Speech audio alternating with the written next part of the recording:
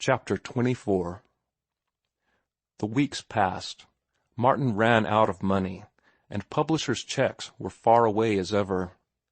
All his important manuscripts had come back and been started out again, and his hack work fared no better. His little kitchen was no longer graced with a variety of foods. Caught in the pinch with a part sack of rice and a few pounds of dried apricots, rice and apricots was his menu 3 times a day for 5 days hand-running. Then he started to realize on his credit. The Portuguese grocer, to whom he had hitherto paid cash, called a halt when Martin's bill reached the magnificent total of $3.85. "Or you see," said the grocer, "you no catcha de work, I losa de mon." And Martin could reply nothing. There was no way of explaining. It was not true business principle to allow credit to a strong-bodied young fellow of the working class who was too lazy to work. "You catcha de job, I let you have more de grub," the grocer assured Martin. "No job, no grub. That a de business." And then, to show that it was purely business foresight and not prejudice, "Have de drink on de house. Good friends, just as de same." So Martin drank in his easy way to show that he was good friends with the house, and then went supperless to bed. The fruit store, where Martin had bought his vegetables, was run by an American whose business principles were so weak that he let Martin run a bill of $5 before stopping his credit. The baker stopped at $2 and the butcher at $4. Martin added his debts and found that he was possessed of a total credit in all the world of $14.85. He was up with his typewriter rent, but he estimated that he could get 2 months' credit on that, which would be $8. When that occurred, he would have exhausted all possible credit. The last purchase from the fruit store had been a sack of potatoes, and for a week he had potatoes, and nothing but potatoes, 3 times a day. An occasional dinner at Ruth's helped to keep strength in his body, though he found it tantalizing enough to refuse further helping when his appetite was raging at sight of so much food spread before it. Now and again, though afflicted with secret shame, he dropped in at his sister's at mealtime and ate as much as he dared, more than he dared at the Morse table. Day by day he worked on, and day by day the postman delivered to him rejected manuscripts. He had no money for stamps, so the manuscripts accumulated in a heap under the table. Came a day when for 40 hours he had not tasted food. He could not hope for a meal at Ruth's, for she was away at San Rafael on a 2 weeks' visit, and for very shame's sake he could not go to his sister's. To cap misfortune, the postman, in his afternoon round, brought him 5 returned manuscripts. Then it was that Martin wore his overcoat down into Oakland and came back without it, but with $5 tinkling in his pocket. He paid $1 each on account to the 4 tradesmen, and in his kitchen fried steak and onions, made coffee, and stewed a large pot of prunes. And, having dined, he sat down at his table desk and completed before midnight an essay which he entitled "The Dignity of Usury." Having typed it out, he flung it under the table, for there had been nothing left from the $5 with which to buy stamps. Later on he pawned his watch, and later his wheel, reducing the amount available for food by putting stamps on all his manuscripts and sending them out. He was disappointed by his hack work. Nobody cared to buy. He compared it with what he found in the newspapers, weeklies, and cheap magazines, and decided that his was better, far better, than the average, yet it would not sell. Then he discovered that most of the newspapers printed a great deal of what was called plate stuff, and he got the address of the association that furnished it. His own work that he sent in was returned, along with a stereotyped slip informing him that the staff supplied all the copy that was needed. In one of the great juvenile periodicals, He noted whole columns of incident and anecdote. Here was a chance. His paragraphs were returned, and though he tried repeatedly, he never succeeded in placing one. Later on, when it no longer mattered, he learned that the associate editors and sub-editors augmented their weekly salaries by supplying those paragraphs themselves. The comic weeklies returned his jokes and humorous verse, and the light society verse he wrote for the large magazines found no abiding place. Then there was the newspaper storiette. He knew that he could write better ones than were published. Managing to obtain the addresses of 2 newspaper syndicates, he deluged them with storiettes. When he had written 20 and failed to place one of them, he ceased. And yet, from day to day, he read storiettes in the dailies and weeklies, scores and scores of storiettes, not one of which would compare with his. In his despondency, he concluded that he had no judgment whatever, that he was hypnotized by what he wrote, and that he was a self-deluded pretender. The inhuman editorial machine ran smoothly as ever. He folded the stamps in with his manuscript, dropped it into the letter-box, and from 3 weeks to a month afterward, the postman came up the steps and handed him the manuscript. Surely there were no live, warm editors at the other end.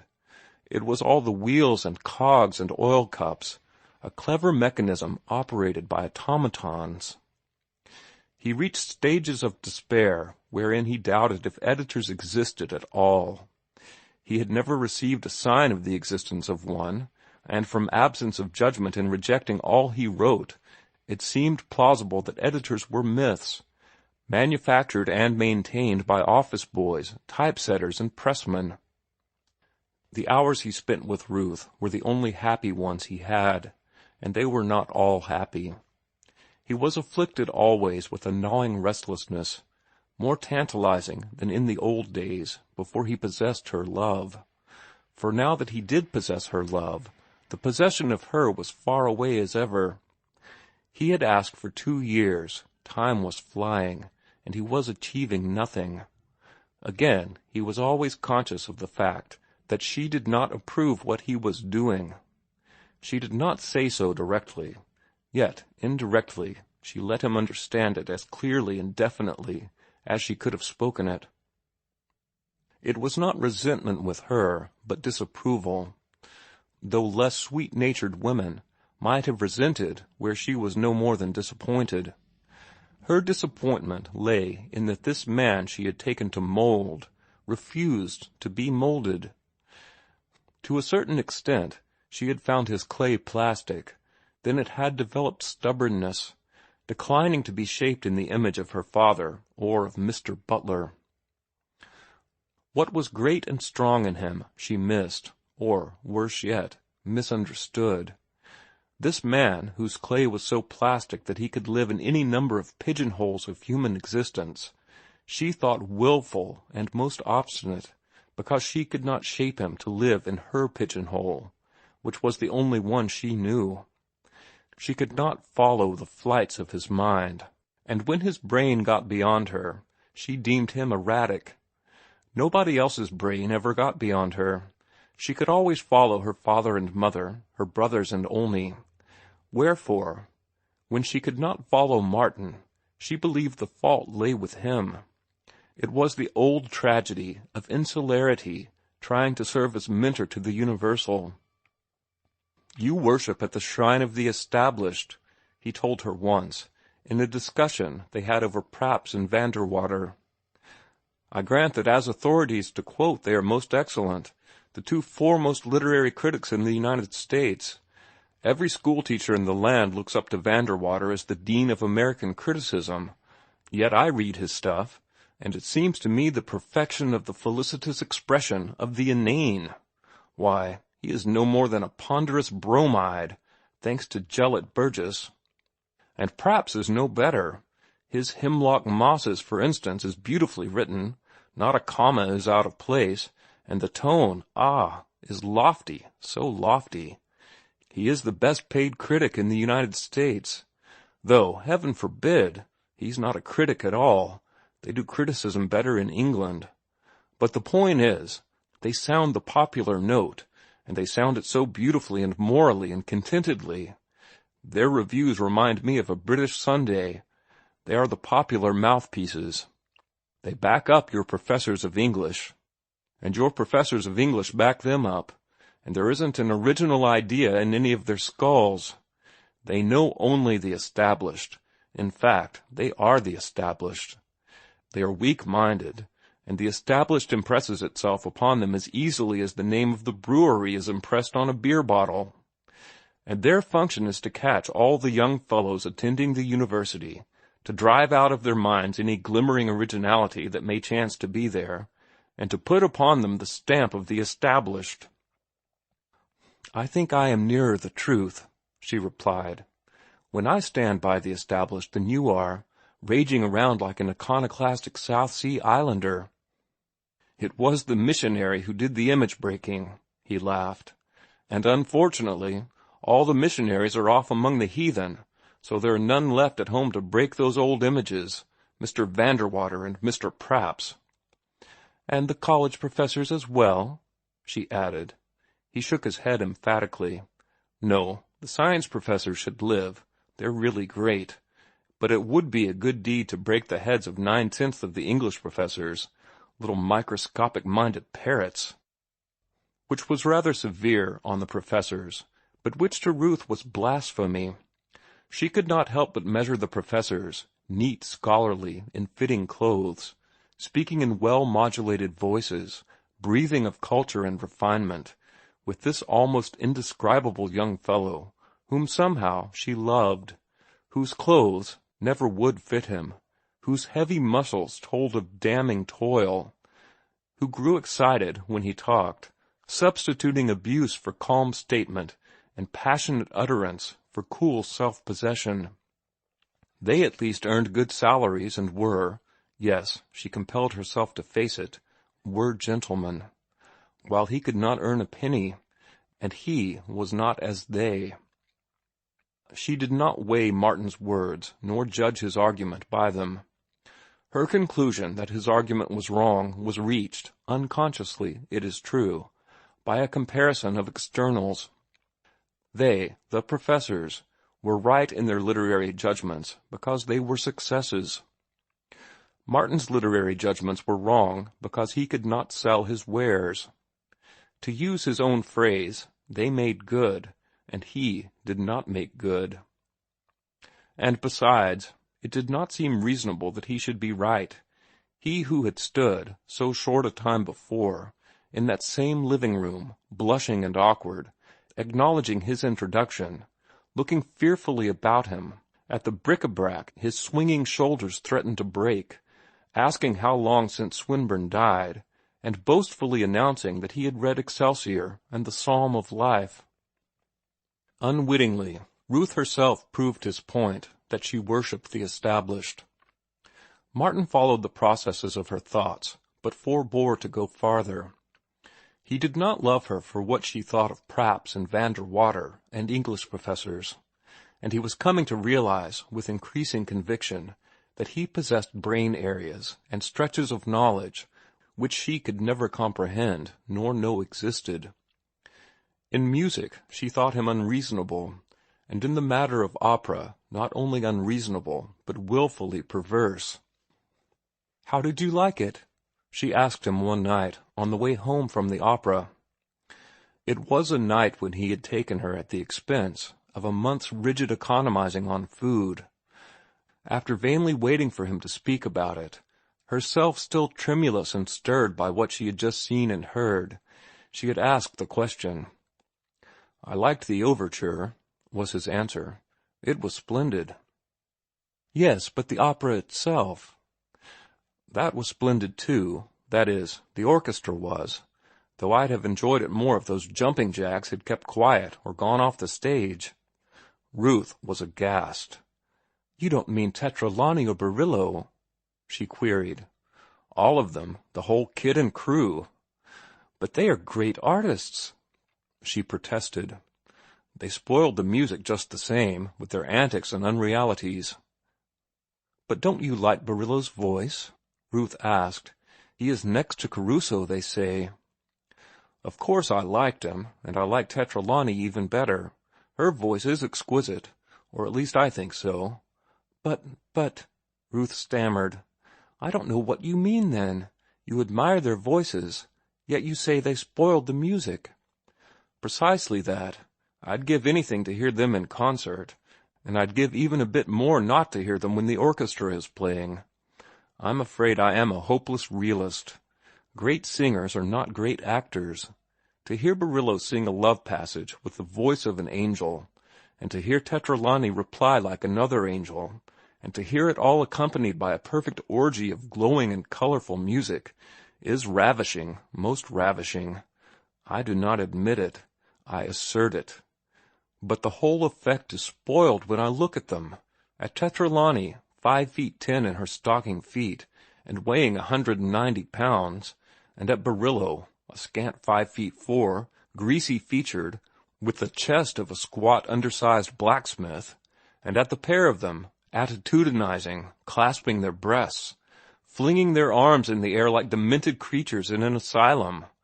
And when I am expected to accept all this as the faithful illusion of a love scene between a slender and beautiful princess and a handsome romantic young prince, why, I can't accept it, that's all. It's rot, it's absurd, it's unreal. That's what's the matter with it. It's not real. Don't tell me that anybody in this world ever made love that way. Why, if I'd made love to you in such fashion, you'd have boxed my ears."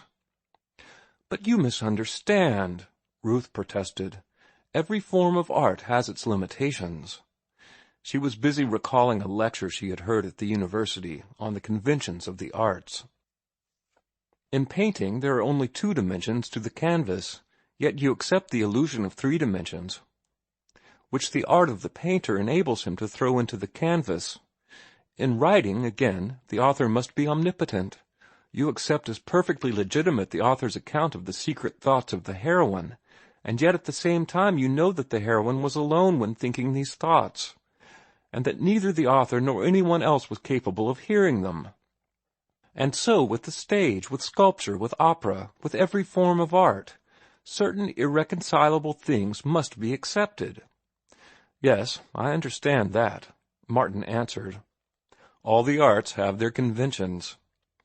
Ruth was surprised at his use of the word. It was as if he had studied at the university himself, instead of being ill-equipped from browsing at haphazard through the books in the library.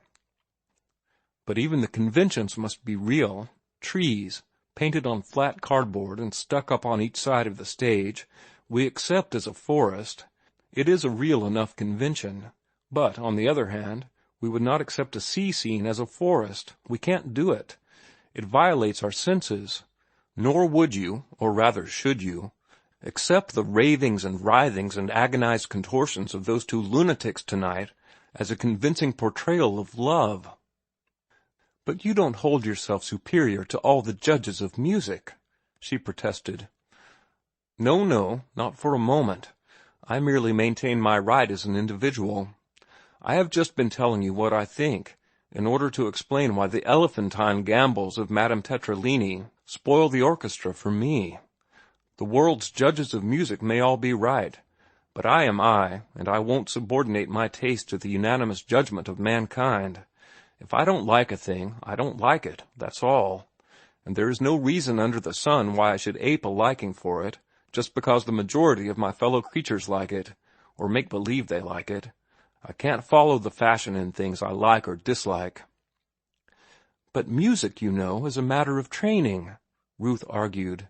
"And opera is even more a matter of training. May it not be—" "That I am not trained in opera," he dashed in.